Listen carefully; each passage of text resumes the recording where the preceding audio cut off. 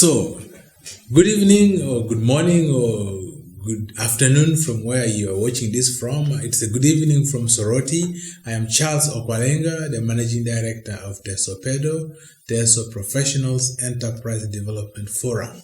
That has been working in Teso in the last 2 years, and I'm just sharing a New Year message 2018 to underpin what we've been through so far and work ahead of us. That's our ongoing projects beyond just the framework of projects that we've set out. So here we go. We are delighted that after the years that have gone by, the work has materialized into very, very key projects that we really believe will be transformational to the region. And one key project that we are looking at is the development of the land. You will have heard about the issue of land in Africa or in Uganda, where people are struggling for land. But we took the view that we need to present land as a productive base and cut out the struggles. And the ideas came to us and we shared with people, and we now have the project, which is a land development project. We have acquisition of land of about 700 acres, which is going to be topped up to 1,000 and probably a proposition of another 1,000. Overall, going to next year, we'll have probably 10,000 acres of land. How do we do this? We have an idea that, look, if we convert the land to production and involve the people in the production with expertise, we're able to achieve the production that will go to the market as the market wants it. And that is what is opening investment for us. So land is an investment vehicle, and I appeal to you as an investor. You have some monies, and I'll talk about how the investment works, is that you can be able to put in money in slow capital or quick capital and be able to get a return on investment. But with a return on your investment, which is more handsome than the bank, you actually get for our achievement social impact. That's a better life for the people around in the country or in the region of Teso, and that's how we believe we can grow Africa.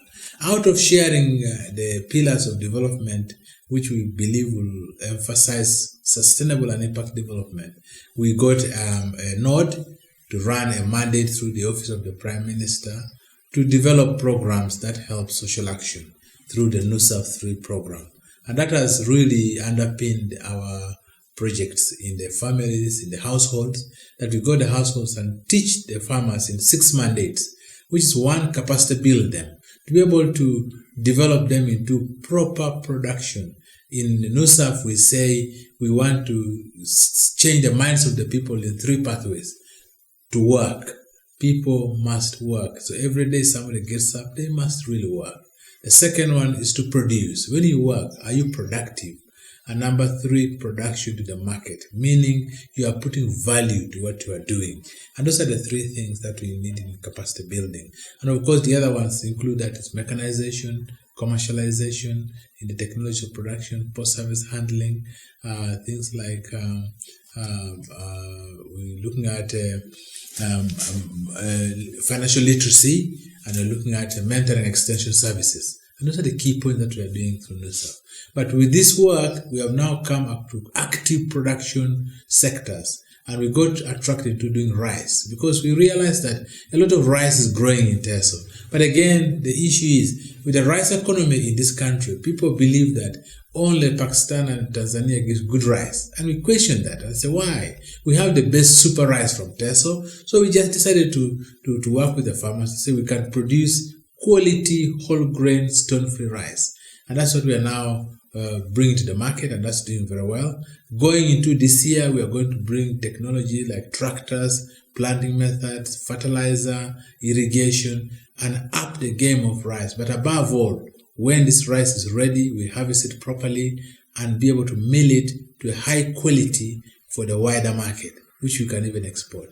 We believe that underpins how we work, that we're able to help inputs, the process of the crops, and then also the output in post-service handling.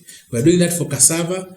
You'll know, if you know Teso, that Teso used to be the #1 corridor for cassava production, and that's when farming in Teso was not even heard about.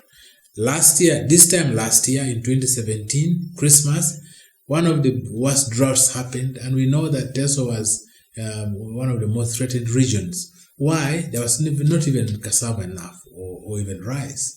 But we believe that cassava as a foundation of food security and also be able to scale it up to industrial use as well as a wider market for other uses will be one of the key economic activities in the region of Teso. So now we have cassava chipping going on. We've supplied mobile cassava chippers to ensure that people can get the equipment from the farm gate so that they don't struggle to say we have to take our cassava to another region to be able to mill. And of course, you'll understand if you know about cassava that the value of cassava drops within hours if it's not handled properly. So a lot of our cassava have been lost through lack of post-harvest handling. We have poultry. Again, this is where it's very, very exciting how we think about these ideas. Poultry, local chicken as they know it, is very versatile in Uganda, in Teso. And everybody knows about the local chicken. But this is the irony. While we produce the best local chicken, the fertility rate of the chicks is very, very high. So we thought of an idea. How about if we save the chicks? What we mean is that from the time the hen has the chicks, we save those chicks. It does three things. Number one, the chicks are able to be fed properly, vaccinated, and be able to be brought up with good life. Number two, the hen can also begin to produce properly. But above all, we start to achieve value in the chicken industry. I grew up in the chicken economy, meaning I went to school because of the chicken. How does that work? My auntie gave a chicken. The chicken was reared. Even the hard circumstances gave rise to goats. Goats gave rise to a cow. And I was able to go to secondary school. These days, it's a bit more complicated than that. But the chicken economy still works for many people. That the sale of one chicken can actually contribute to income to the pockets of the people, of the household. So we are into collecting chicks from those who give the chicks. We bring those chicks up. Right now we are in a region of 200 chicks. We look to be able to do 5,000 by the turn of the year. Now, following the saving of these chicks, we do what we call selection of the breed. So we're able to get the good hens, cross them with the very good cocks, and bring a very superior breed of the local chicken and the local egg. And that will be able to produce what our head of the Department of Poultry calls a chicken cooperative. Now, talk about the cooperative.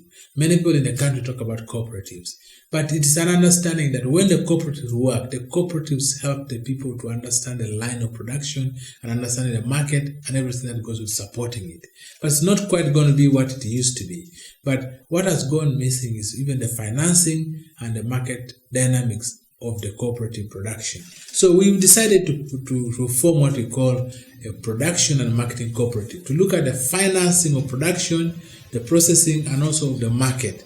And also this cooperative will secure technology that's needed to bring production to the people in capacities or qualities and quantities that will actually impact the market.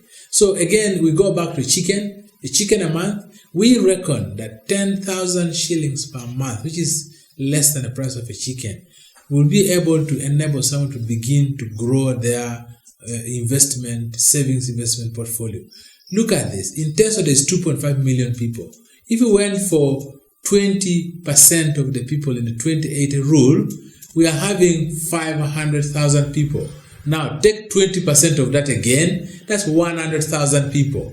100,000 people giving 10,000 shillings each per month, which anybody and everybody can give really. So it's not about it is much or low. It is that people who are actively keen on economic growth can be able to contribute 10,000 shillings, Uganda shillings a month. Now that will be 1 billion shillings a month. That in a cooperative or a circle level of investment can fund a lot of projects. All now we need to do is to partner with the external investors or manufacturers of machinery to match fund what we have, and that can be able to fund every project and any project that we want. That will be transformational, not merely transactional. Transformational meaning we can be able to actually break the backbone of economy in this region. And we can be able to grow soya in the land, sorghum in the land, citrus in the land, make more factories that can produce fruit for export. But let me talk about one of the economy which is really vibrant in the region. That's the fish. Teso region sits on the Lake Kyoga Basin. The Lake Kyoga Basin spread of water is arguably better than Lake Victoria Basin as far as water aquatics is concerned. So right now we are embarking on producing fish in the cages along Lake Kyoga with partnership with Gulu University. Now, people who study history understand or know that the tilapia that is farmed in the Far East is actually originally developed, exported from Lake Kyoga. That is the fish that grew to be the black and the red tilapia grown in China or Asia, and making lucrative amounts of money for those regions. But the original species in Lake Kyoga. But this is the blessing. The arms which are like this to the Lake Kyoga basin spread the waterways along Lake Kyoga. We in Uganda, even the office of the president, acknowledges that the fish farming along Lake Kyoga is one of the most ignored, but now no longer, that's going to be very lucrative for this region and for export. But what we are doing is forming into farming groups that again will create jobs in inputs, in the production of the cages and the fish, in the processing of it, in the feed mills and the fish feed, and above all to the export processing.